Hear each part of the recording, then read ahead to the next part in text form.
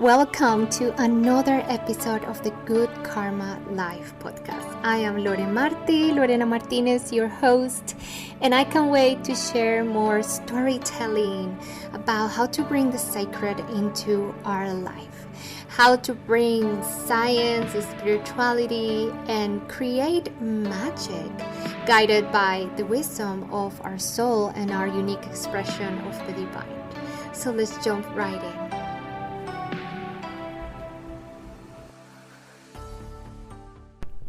Hi everyone, welcome to episode 11, and again I am so grateful and I'm so honored to be here with you today and for you to be here. If you've been listening to the podcast, thank you so much. Please remember to review and share, add any comments. This way others can find these podcasts if you have found it useful and uplifting, which is my intention. And today's episode we are going to share and continue with what I was sharing, which is ancestral healing. But in this episode we will go beyond, again, from higher perspective, from the Akashic records, from the Akasha, from the ether, the fifth element, the primordial substance. What is then, from that perspective, from that higher perspective, what is the mother energy? And so today we'll be dedicating this episode to talk about the universal mother. And what is the universal mother, and what is the connection with other goddesses and different cultures like Mother Mary, Mary Magdalene, Isis, the Hathors, Ma'at, Celtic goddesses like Bridget, Pele, other goddesses like Kali. So today we're gonna explore what are these goddesses representing, how they managed to sneak from the attempts of being buried and forgotten, and how they all represent one thing, just different cultures, which is the universal mother energy, ultimately, which is the divine feminine aspect of God, creator, source. So welcome to another episode, and we're gonna jump right in. Okay, so what is the divine mother? And again, I'm not an expert. I'm coming here to share from my own experience, my own journey, and the little nuggets of wisdom that I might have here and there from the research, from my channelings. And why I did this episode is because as we are talking about ancestral healing, and we talk about this in the episode, is understanding that our human parents are the conduit, they are the channel, they are the bridge to help us bring our soul into our human container, to help us materialize here into the 3D, into our vessels, so we can fulfill our soul mission to bring heaven to earth, literally. That's our mission. But is this desire and this intention to remind you that there are the eternal parents, there are the divine feminine and divine masculine mother and father from everything in the universe originated. And when we become aware, when we reconnect with that wisdom that is encoded in our DNA, when we remember this, we can truly start healing and manifesting from a higher place of consciousness first, because we stop judging our parents. They're not gods and goddesses, and we sometimes put them in this pedestal, and when they do human things, when they make mistakes, we end up very heartbroken, and we tend to go to a place of judgment. And this way we restrict the life force that is supposed to flow from them all the way back through all the ancestors from source. And then the second thing is that we start realizing that we are children of Source. We are all children of God, Goddess, and so we all have a piece of Him, her within us. So then we realize that we are goddesses and gods as well, able to transform our own lives and thus the life of those around us and the life of the collective. So what is the Universal Mother? The Universal Mother is that feminine aspect of God, is the feminine energy, is the feminine wisdom of God. And the highest way of alchemy, which is one of the things that many Ascended Masters have come to remind us to earth, including Jesus, is the mastery of harmonizing those energies within. So as well as God, Source, Universe has those two aspects, those two energies, we all have it within, no matter if we are female or male. We all have the possibility to awaken the divine feminine and the divine masculine within in harmony. And that's where we can literally create miracles in our lives. So the Divine Mother, unfortunately, in the times of Lemuria, if you know about Lemuria, was this very ancient civilization, and they were actually a 5D, 5-dimensional, 6-dimensional civilization that came to Earth thousands and thousands of years ago. The place that they came onto Earth was in the Pacific Ocean area, so they were in all the islands around there, Pasqua, Tahitian Islands, Hawaii, even Australia. So they came to Earth to bring the codes of the Mother, specifically to bring the codes of the Divine Feminine, to anchor those codes onto Earth and the way of living through those codes. So in this civilization, the shamans and the leaders of the tribes were women, because the women were very connected to the rhythms of nature. They were inherently connected to the planet, to Gaia itself. Gaia is a divine feminine energy. She's a fractal of the Divine Mother. So they had these pathways through the intuition to communicate with the planet, and thus the shamans, the leaders, being females, they knew when there was the right time to collect and harvest, when was the right time to start collecting food and create shelters in case there was natural events coming their way. They knew when to fish, when and where the fish will be found to feed the tribes. They knew everything. So in this way, they were the guides of the tribes, and they were the teachers also for the new generations. And then the divine masculine, the males of the tribes, were there to complement the feminine, not to compete, not to be more or less or higher or lower. The divine feminine and the divine masculine are by design made to complement each other, like a puzzle of two pieces. And so the divine masculine, with their strength, their logic, and their capacity to manifest in the matter, were there to make those intuitions and those projects and those dreams come true. So when the female leaders would say, we need to go get the fish from here, that's where they're gonna be, there's a storm coming, we need to collect resources to shelter, we need to create a shelter here and not there, or perhaps we need to move our shelter altogether because the sea or the oceans are gonna rise, right?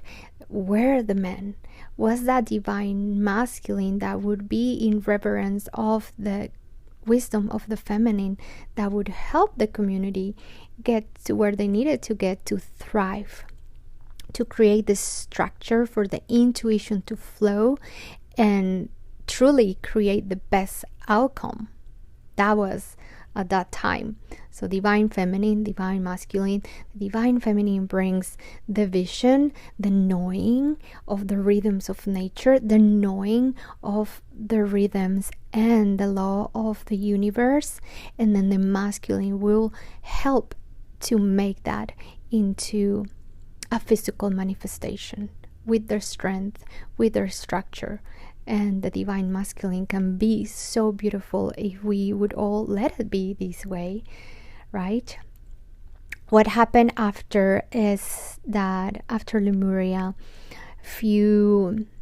this race had to go back because the earth had fallen into a deep night, the bronze area, and the vibration of the earth was lowered, so they couldn't be here.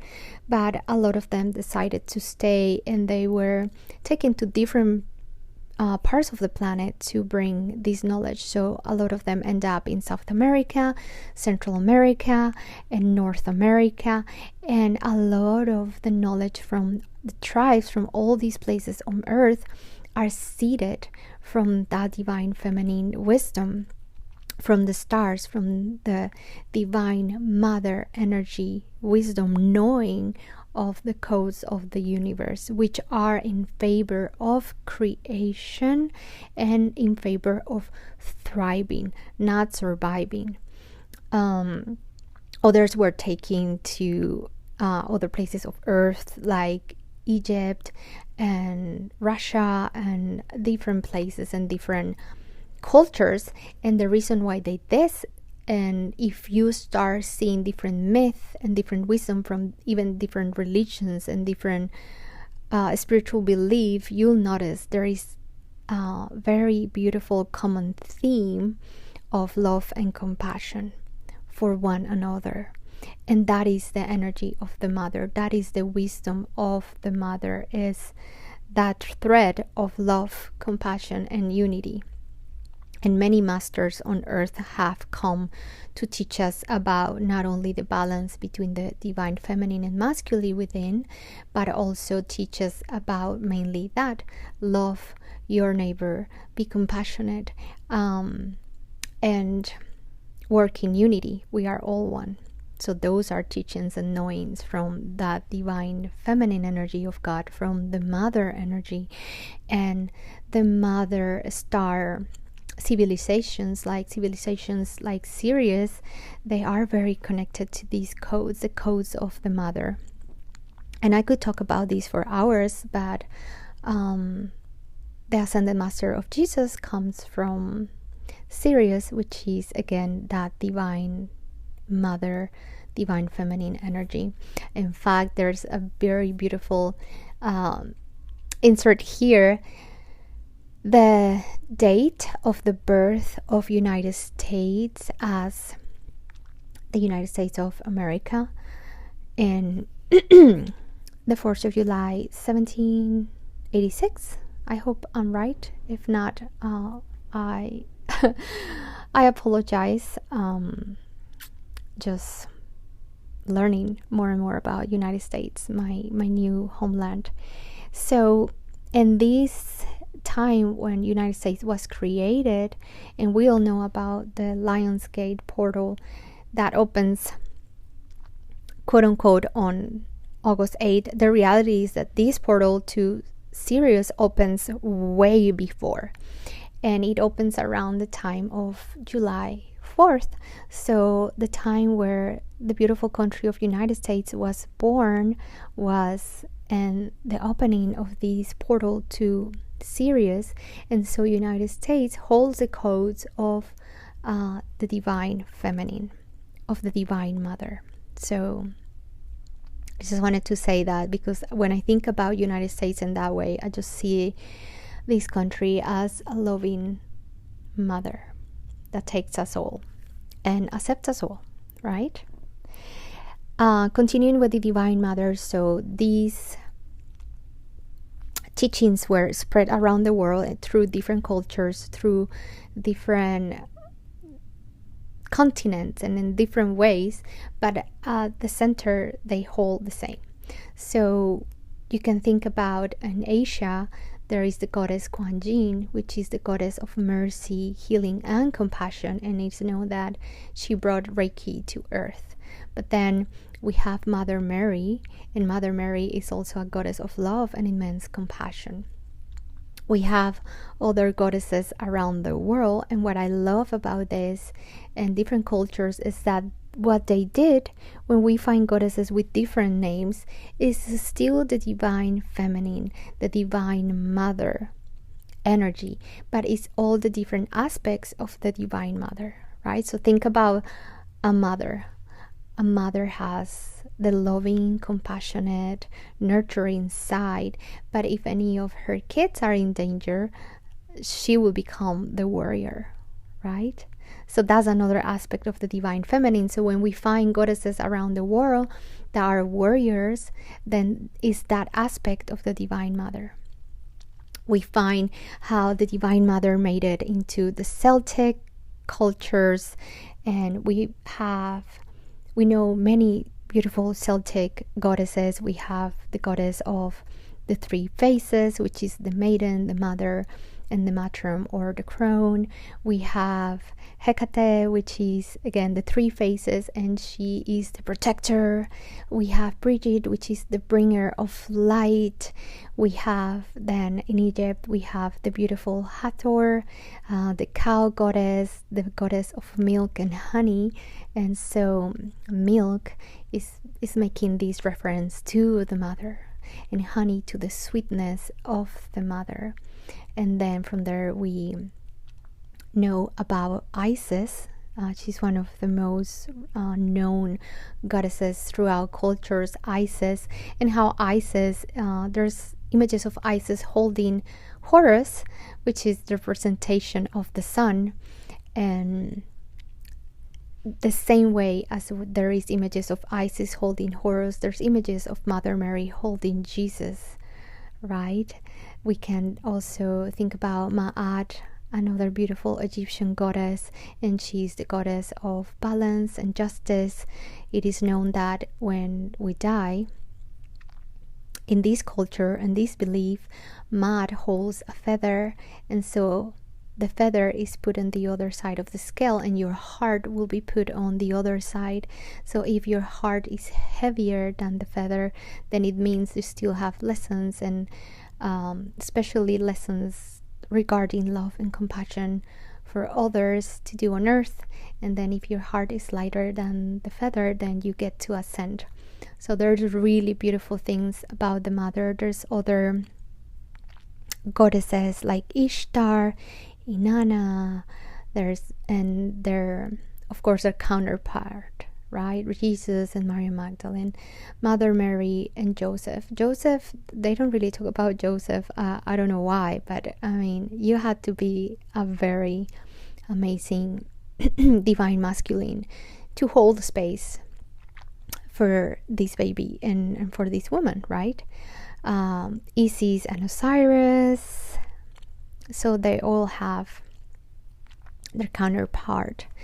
Then the goddess was revered and was cherished and was part of religions and spiritual beliefs throughout the globe.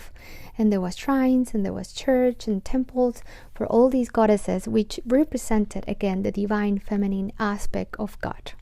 Not that again it was better or worse or lower or higher. It is just the other side of God. It's just another aspect, another vibration, which is the feminine. And then the masculine again is the structure, is what it makes it possible to take that life force energy, that life energy, and make it into something, right? So they're both complement each other. I just really want to make that very clear, because in our world, we tend to polarize and think, oh, so then the feminine is better than the masculine, and not at all, or the masculine is better, or no, not at all. We need both. And the way to balance and the way to mastery and through alchemy is to harmonize those energies within, and from there hope that we can harmonize those energies outside into society. Then the Divine Mother, what happened with the Divine Mother? You might wonder, why is that we don't hear much about this, except for the pieces of the Divine Mother that have survived, that were readapted by different religions. So in the case of Mother Mary, she was trained in the mystery schools of Egypt, the Isis mystery schools of Egypt. So she is not this meek, quiet woman that maybe I grew up believing she was in my culture. She actually was a woman that held immense wisdom, and so did her mother Anna, and so did Mary Magdalene. They were women that had immense wisdom, immense knowledge of the laws of the universe, of the laws of, not love, but like the codes of love and compassion, and how these codes were so necessary to bring back to earth, or to be re-anchored to earth. But what happened is that with all the conquering and the colonizing that has happened in our world, with all the different empires, different rulers, different kings, different conquerors, in order for them to hold on to their power, they needed to get rid of the Universal Mother teachings and the Universal Mother worshipping, because it was against, or it wasn't in concordance with the masculine, toxic masculine, keeping the power, keeping the control, keeping the capacity to dictate who does what, who lives where, etc., etc. So with time and throughout all the conquering and colonizing that happened on earth, slowly the Divine Mother teachings were buried, were hidden, and were destroyed, because they were completely in opposition of one person holding all the power, which is, again, that's an aspect of a toxic masculine. That's not even a divine masculine. The divine masculine is there to serve and to help the universal feminine energy, which is the energy of life and creation and thrive, to do exactly what? That. To do exactly that. Bringing those intuitions, the wisdom, the codes, and the teachings of the mother into realization. But somewhere when our planet went down to the third dimension vibration, from many different things that happen, starting with the position of Earth in regards to our central sun. So when we enter that phase where we were the farthest away from the central sun and the codes of light and love, then our Earth went into a period of darkness where the toxic masculine, which is power and control, took over, and then the teachings of Divine Mother, the Universal Mother, were lost. And that's where we also as a society started to disconnect from seeing each other as one, knowing that the one across me, it's me, it's a part of me, is a part of God, and I am a part of God, so they're also a part of me. Is when we lost the connection with the earth itself as a sentient being with a soul that is ascending together with us. Is when we lost our connection with our intuition, and everything became about the mind. Is also when we lost connection with the rhythms of nature. And not only that, but many many ancestral tribes will have different calendars, different from the calendar that we have today.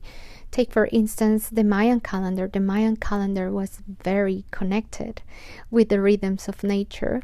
Instead of 12 months, they had 13 months, and it was guided by the moon. The Mayans were amazing at tracing the stars and the planets, and so when you live your life so connected with the rhythms of nature, you are connected with life force by default. As an individual and as a tribe or as a collective, then you are meant to thrive, not the opposite. So also with the change of our calendar to the Gregorian calendar, we got even more disconnected.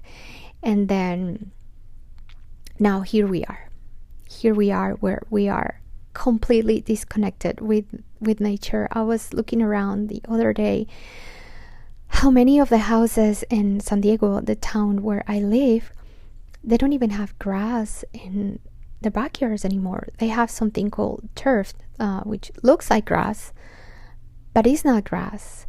And where I go downtown and I look where some trees are planted, around it is either turf, this fake grass, or something that is like fake ground. And I just feel so weird because I'm like, why are we moving from real grass? And I know it probably has to do, with watering your grass and maintaining your grass, but it's just, to me, it's a little bit disturbing that we're moving into these fake things. I really hope I'm not gonna find a fake tree. That would be devastating. But going back to the universal mother energy, we also got disconnected from our intuition. So instead of being guided, and that's why a lot of people feel so lost in their purpose, is because we're no longer connected with like that gut feeling that happens like in the area of your solar plexus, where you like feel this is right, or where you also feel like, this does not feel right at all, or I feel so connected, like so fueled and so enlightening, and I feel this like sparkle within around my solar plexus area when I do this, or when I follow my intuition to go do this, to go tell this person this, or to go create this blog or this podcast, for instance, or whatever, right? Now we have become almost paranoid with our mind games, like, but if I do that, what would happen? But if I say that, then I'm not gonna be liked. But is that the right move? Should I be doing then what everybody else is doing instead of what I feel is right for me? And that even goes to something as basic as giving birth. We women have been now so conditioned that birth is scary and that we don't have control, that we go into birth into a hospital and we just wait to be told what to do, when in reality our bodies already know what to do, and we just have to surrender to that knowing, to that wisdom. And a lot of like the universal mother energy has to do with precisely that, with opening, with surrendering, because the masculine, especially the masculine that we are connected right now as society, which is a toxic masculine, because it's not working from a place of empowerment, it's working from a place of fear, scarcity. So I have to control everything and everyone around me so I can stay where I am, whether I am just a normal citizen that works to provide for your family, or whether I am a politician trying to hold on to power, or whether I am a CEO hoping to hold on to this position because it has a lot of perks and good income, etc., etc. So holding on to power is very different to feel empowered. And sadly, our minds are playing these toxic masculine games where we are making a lot of our actions based on fear. Fear of not having enough, fear of not being loved, fear of not being accepted by certain community, fear of what they're gonna say if I say my truth, if I speak my truth, fear of losing someone's approval, fear of losing a job, right? And I know that's a very difficult thing to talk about, but I've been in places where I've literally been in a place where I lost everything. I lost my job. The boyfriend of the time left me. We were living together. I came home. He had packed and left. I lost my job that same week. And that same week, my parents said they were moving away. And gosh, I was, of course, in a terrible place for about 2 weeks. And then I received this life-saving channeling when I was crying in my bed, where it said, we took away, we as your higher self, your guides, your masters, with your permission, because your soul gives permission, so you could do what you want to do, and not in order to fit in the job you had, with the boyfriend you had, and with your parents. So a lot of the times, again, the divine feminine energy is to finally fall into surrender and knowing that there's something better than what you're hoping for. The Divine Mother always has something better. So my journey of connection with the Divine Mother started a couple of years ago. It started with literally my obsession with roses. I couldn't not buy roses. Every week I would buy roses. I would have like 24, 36 roses in my house. I would go visit the rose garden. I created this rose spray that everyone love out of in literally 2 minutes. I have some essential oils, and I was like, I just want to feel the loving hug of a rose, the loving hug of the mother. And I just went in my bathroom, grabbed a couple of essential oils, and then the recipe just came through, and I just created this spray. And then if you look at my feed and what I write, and a lot of my offerings are rose based. Most of my products are rose based. So I fell in love with the rose, and I started to receive these channelings about specific ceremonies, like journeys through the chakras, but journeys with the goddesses, which again are different aspects of the Universal Mother. So I receive a specific channelings of how our sacral is directly connected, or in my case, this pathway came as a ceremonial space and a ceremonial meditation with Maria Magdalene.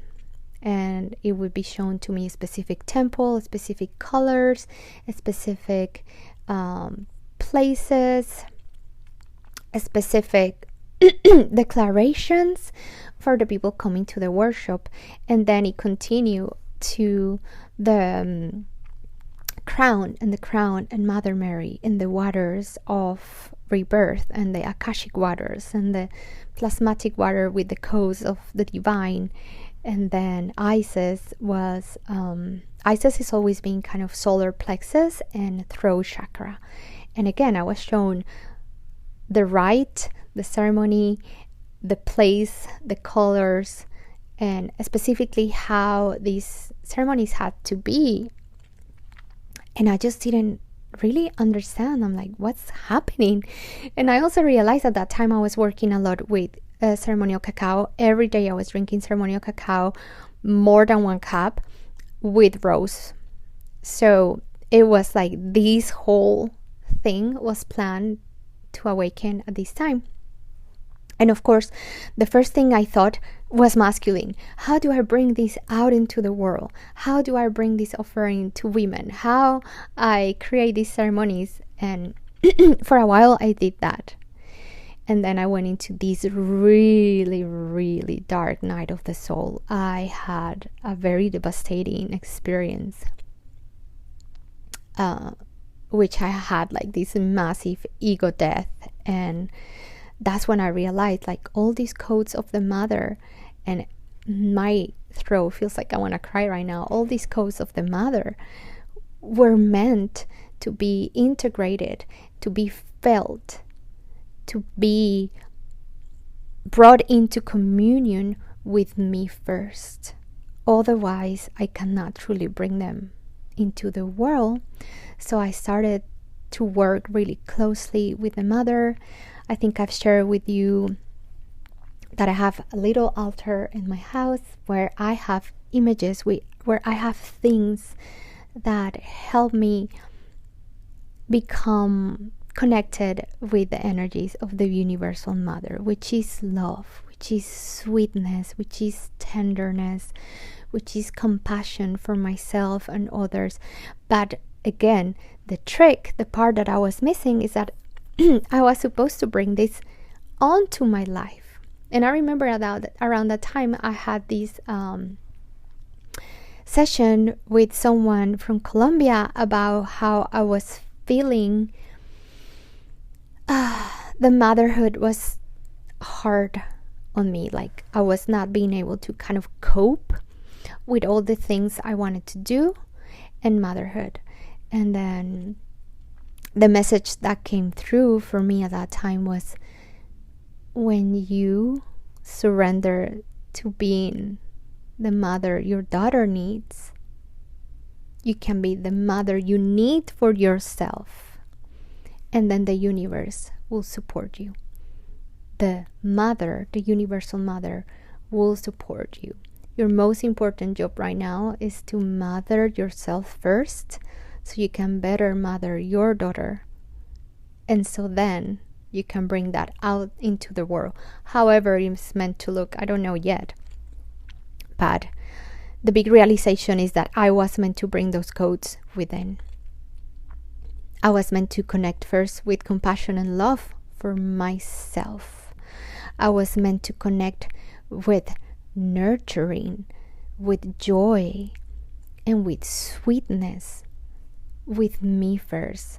I was meant to treat myself softly in a compassionate way first. Otherwise, there's no way I can bring that out into the world. There's no way I can bring that into my relationship with my daughter, with my husband, with my clients, with my community. There's no way I can be that divine feminine outside if I'm not within. And if I'm not giving myself space to rest, if I'm not giving myself space to nurture myself with the supporting foods that I need that day, instead of going through a checklist like a mad person, like a hamster in one of those funny crazy wheels, I was gonna just be depleted. And I was not gonna come from a place of love, tenderness, and sweetness if I was always just following this checklist. I gotta do the homework, I gotta do the email, I gotta post, I gotta do the marketing, I gotta have as many events and ceremonies as I can every month so I can bring income into my home.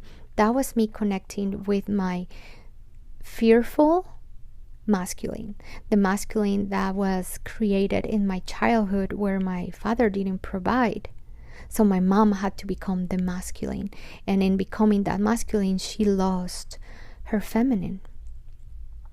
She lost the connection with the universal mother, and in that disconnection, there's been a lot of unhappiness and a lot of dark moments and a lot of disconnection from herself.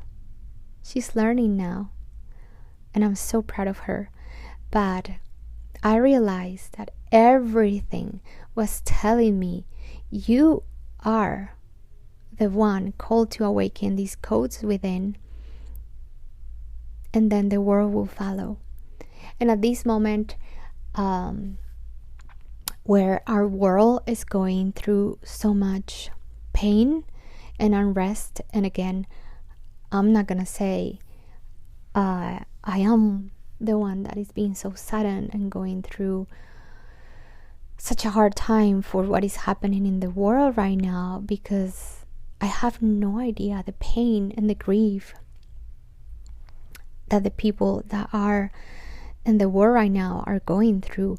But I know that my responsibility as a human being, because I can have a big impact right now over there, because I'm not a politician, because I'm not anything. I'm not a big organization. I cannot wave my wand and allow for everyone to live with dignity and compassion right now.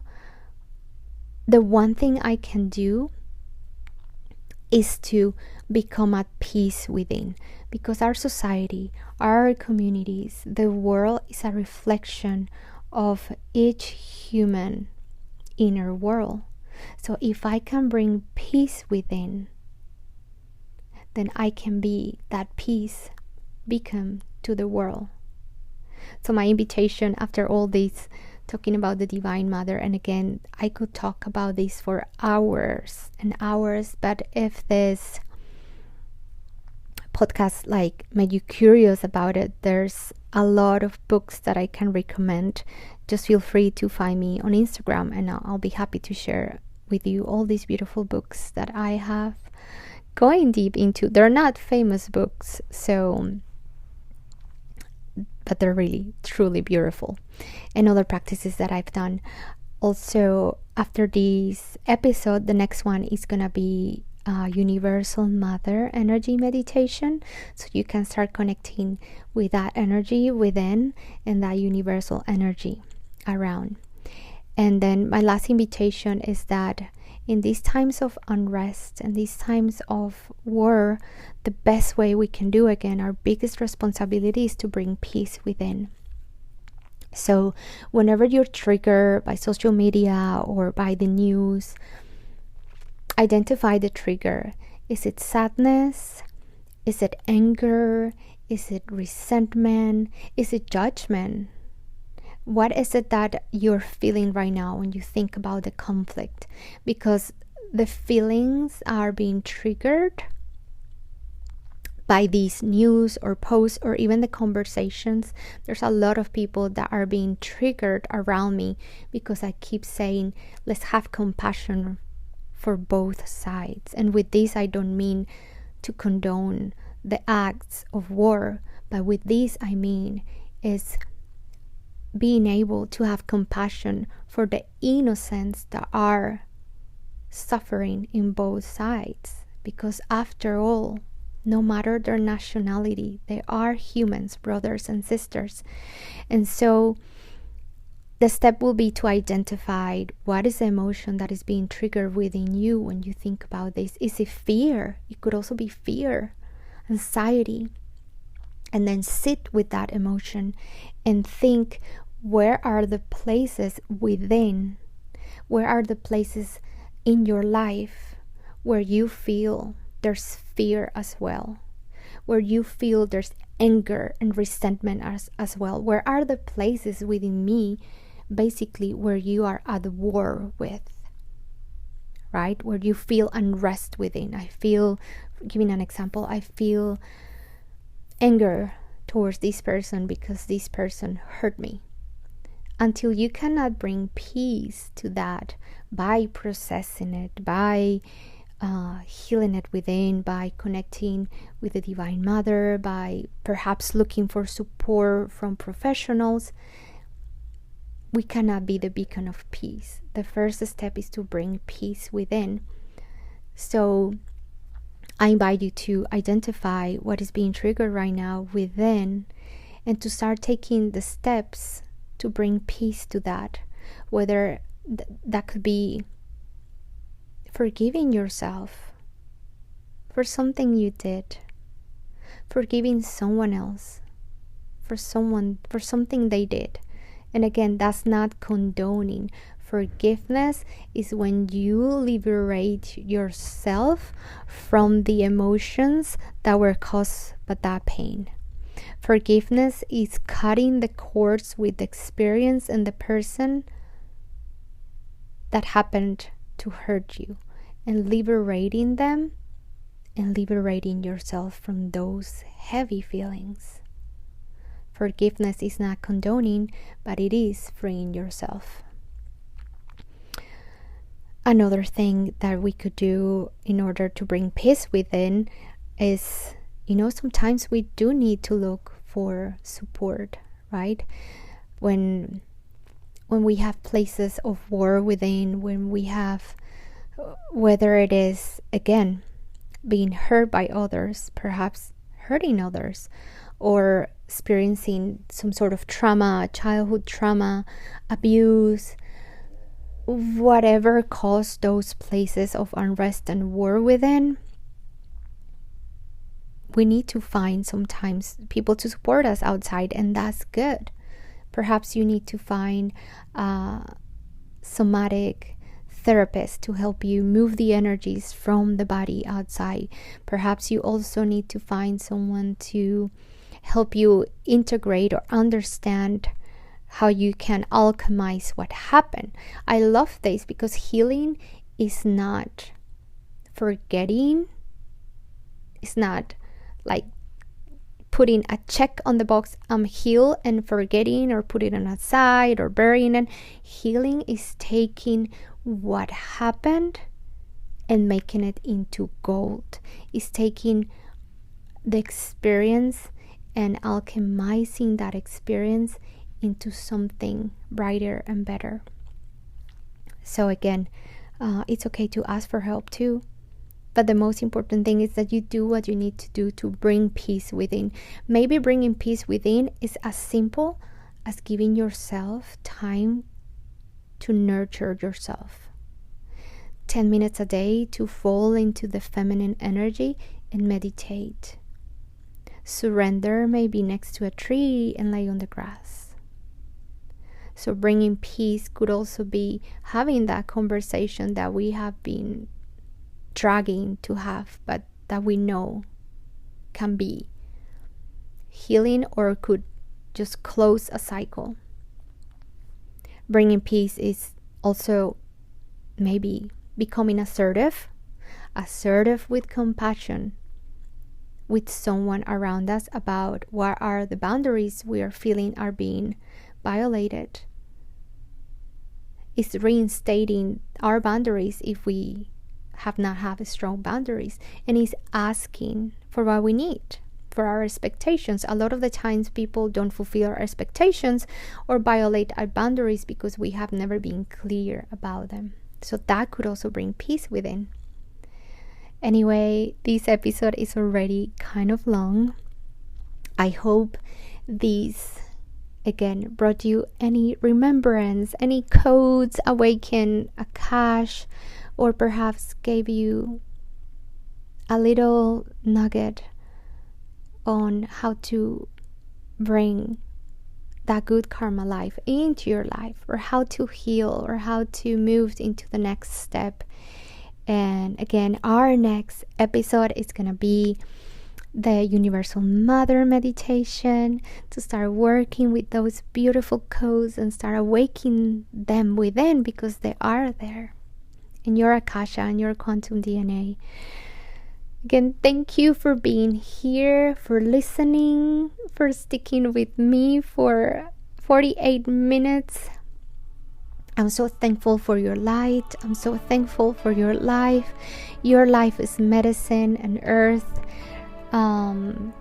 Look at the show notes if you want to find me in social media, or go to my webpage for more resources and information. And I wish you a week of beautiful good karma, and to truly start taking the steps to bring the peace within. Thank you, dear soul. See you next week.